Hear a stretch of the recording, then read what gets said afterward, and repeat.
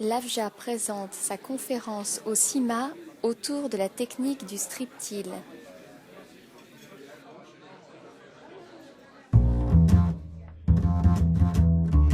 Donc, tout d'abord, par rapport à l'aspect de la définition, le strip-till, c'est effectivement une expression que vous entendez beaucoup. Donc, même si on n'est pas très anglophone, on comprend bien. Strip, en anglais, c'est la bande. Till, tillage, c'est le travail du sol. Ce qu'on pourrait qualifier, je dirais en français, par travailler le sol sur la future bande de semis. Donc toujours par rapport aux définitions, on en retouchera un peu 2 mots après, ça fait effectivement partie au niveau des techniques américaines de ce qui s'appelle le conservation tillage, c'est-à-dire le travail du sol pour la conservation des terres. Donc la technique, bien évidemment, faut bien avoir en tête que c'est clairement des choses qui sont à mettre en relation avec les États-Unis et l'évolution de l'agriculture.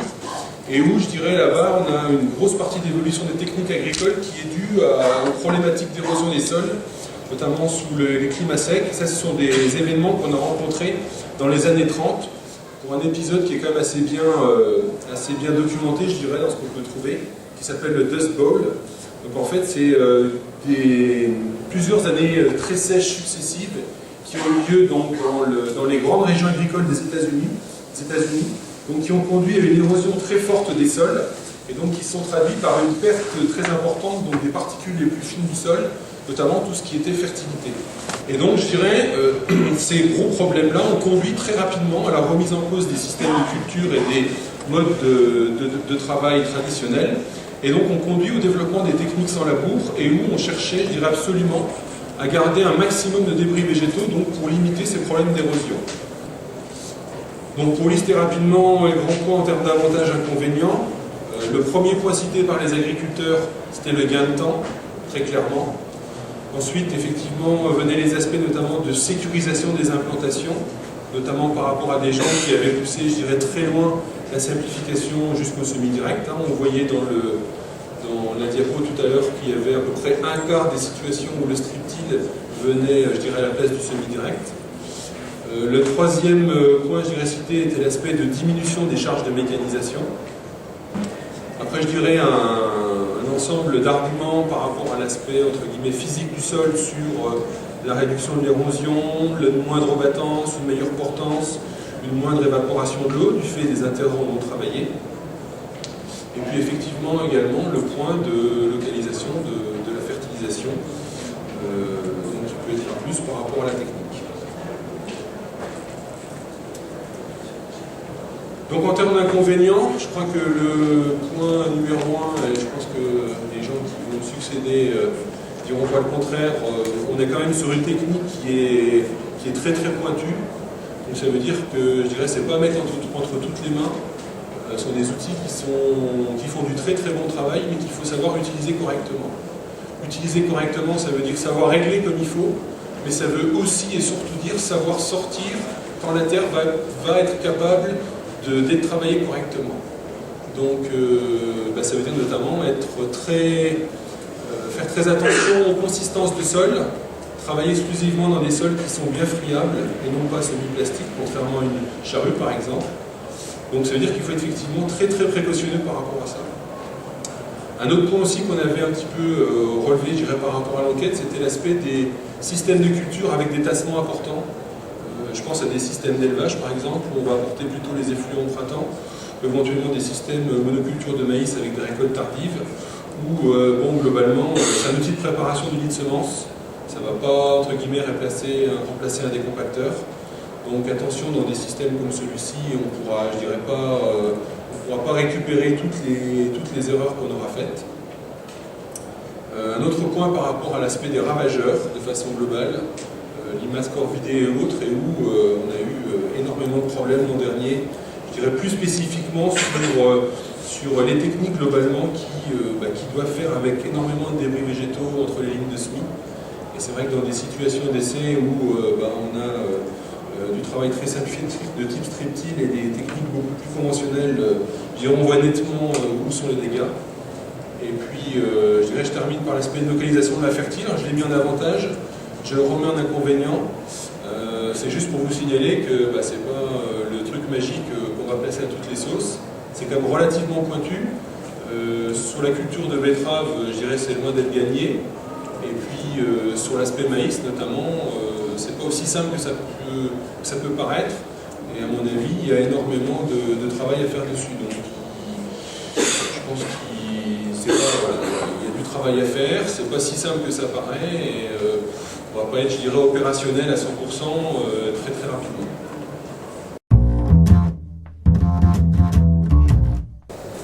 Donc déjà le premier point, éviter de combiner le strip-till et le semoir.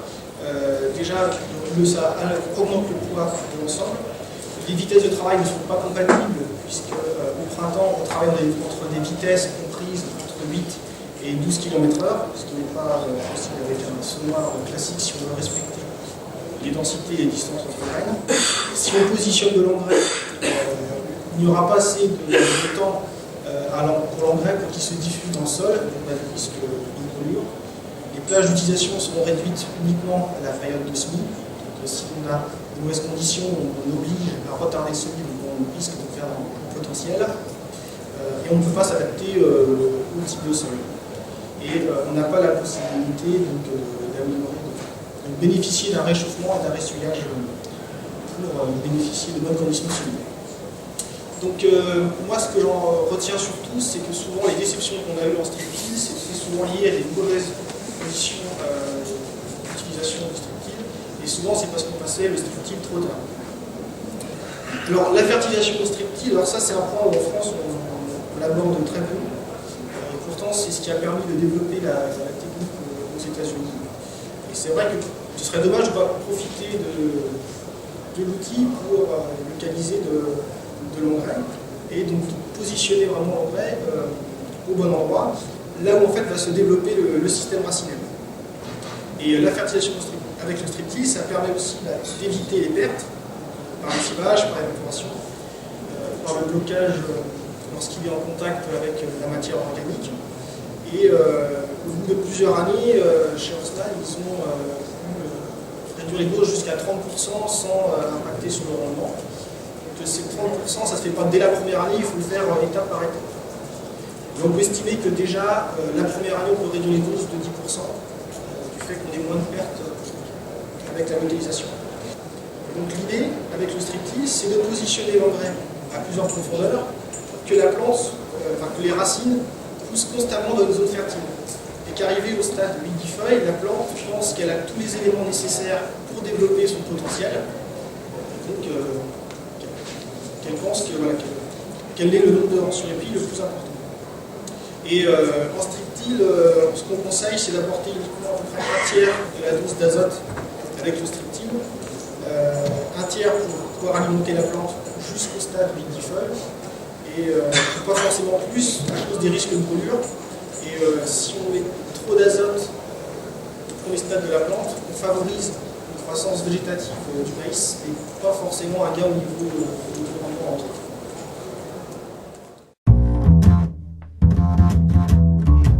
Dans l'historique, il y avait un premier travail de fond qui a été une réponse à des problématiques de sol que Pierre rencontrait sur son exploitation dans une année un peu spécifique où il a eu un besoin de fissuration.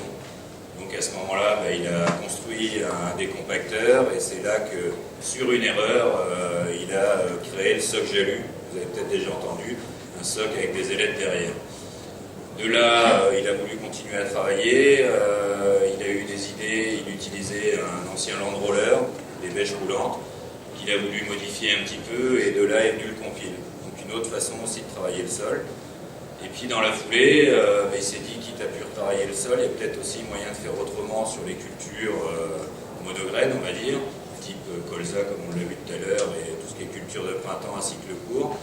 Et là, il s'est dit, on pourrait faire du strip-till. Donc au début, c'était sur la base d'un décompacteur, et au fil du temps, des observations et des essais de chacun, il s'est rendu compte qu'il fallait réduire, et aujourd'hui, le strip-till, c'est une réduction à 60% d'un décompacteur au niveau de la dent. Maintenant, si on prend l'ensemble d'un élément semeur, d'un élément strip-till, je veux dire, aujourd'hui, on a devant un chasse-débris combiné, donc un disque, des étoiles qui nettoient le sol avant le passage de la dent. Le disque, dans la technique conseillée, c'est d'avoir une coupure dans le sol de 5 ou 6 cm, ça a tout rôle, lorsque la dent passe, de ne pas servir de goutteur et d'éclater des bottes sur les côtés.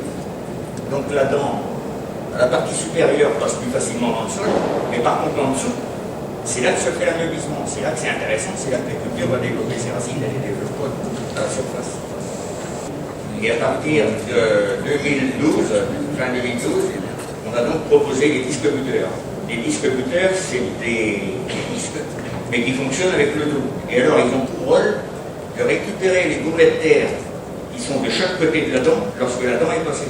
En réalité, c'est la terre la plus riche en matière organique, la meilleure en résiduels fertilisants, celle qui est la plus colorée, celle qui va prendre la température le plus rapidement et qui est la plus friable, donc celle qui est la meilleure pour poser de la terre. Donc, ces disques prennent en charge les gouttelettes, ça se canalise et ça se vide derrière en comprimant ce que ça a pris, et donc en complétant l'affinement de l'ensemble. Nous, on compte, si vous prenez entre guillemets, la solution complète, sécurité hydraulique, porte-à-court, hydraulique, enfin voilà, la totale, on va arriver à 4 000 € à peu près de la ligne. Donc un Siran, ça va être 24 000 € à peu près. Aujourd'hui, je pense qu'il faut raisonner en termes d'investissement et entre guillemets, le coût, quand on regarde sur l'ensemble, c'est pas un frein, on va dire. Voilà.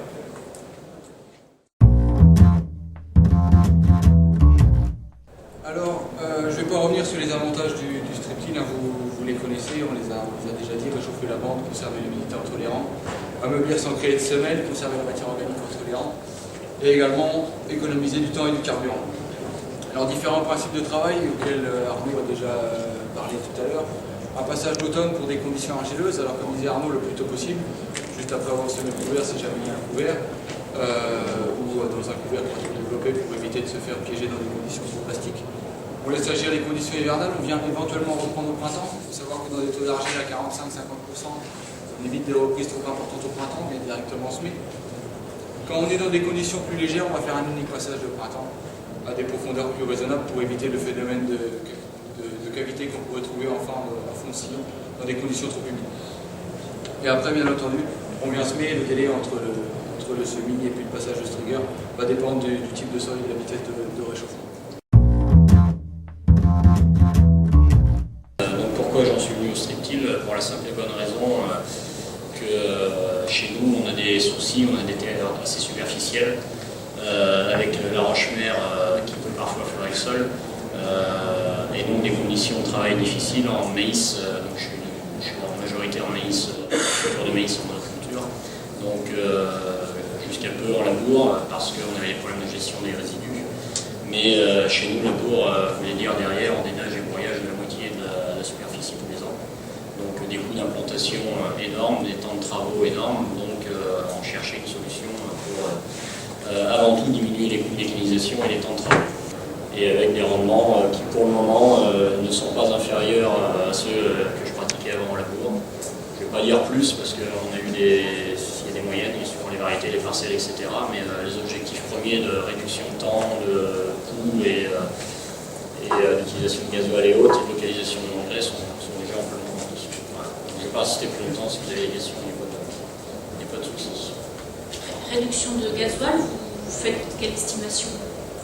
Je suis à peu près en passage automnal, parce que j'en ai fait un peu la fin, c'est l'année dernière, c'est en automne, je suis à peu près à 7 hectares. Donc multiplié par 2 pour 2 passages, pour les maïs et tournesols, donc 14 litres hectares de consommation de gasoil avant l'implantation. Avant j'étais en labour, c'était 30-35 litres hectares, plus broyage en minage de pierre derrière, donc là vous dépassez les 50-55 litres hectares. Et la réduction déjà, et le temps de travail réduit à peu près par 4 ou 5 en niveau de la préparation de sol.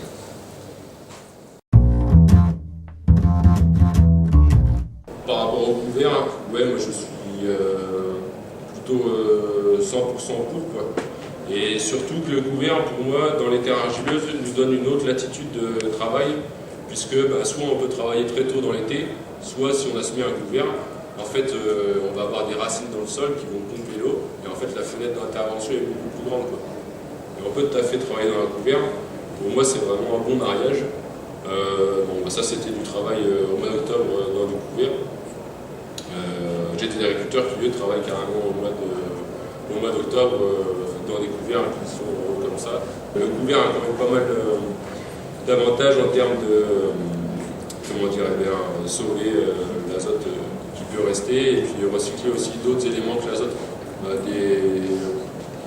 Des super maïs derrière des couverts en zone sèche grâce peut-être à la potation. Et partir tout seul en striptease, moi je suis pas trop fan. Le striptease c'est du travail en bande, mais c'est aussi du travail en bande d'agriculteurs.